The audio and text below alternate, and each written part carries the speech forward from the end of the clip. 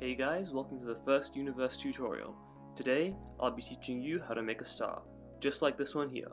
Now making a star is really very easy.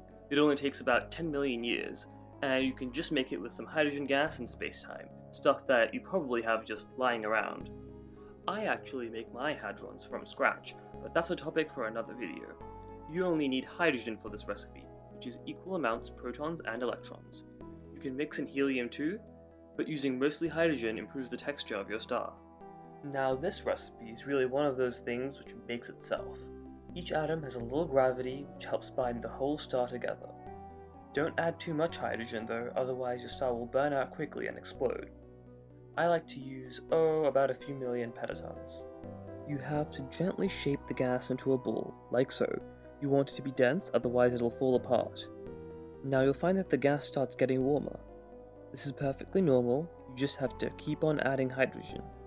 Remember, the goal is to have a burning hot star here.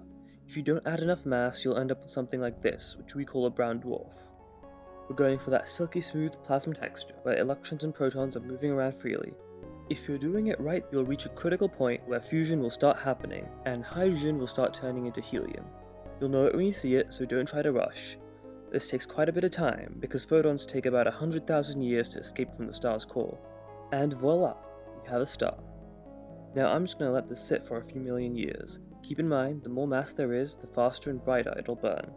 Leaving it alone allows those beautiful complex atoms to start fusing.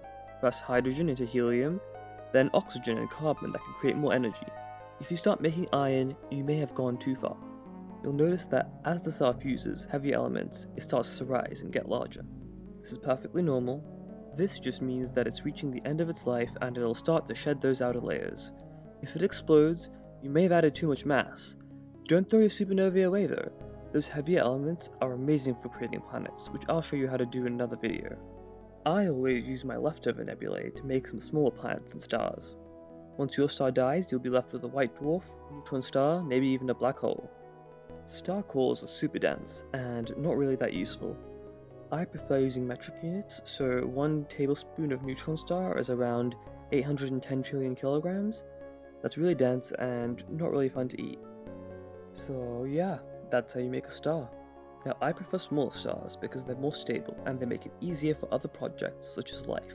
But you can make your star as blue, bright and massive as you want. Remember to subscribe and ring the bell for my next tutorial, how to make glue-on soup from scratch.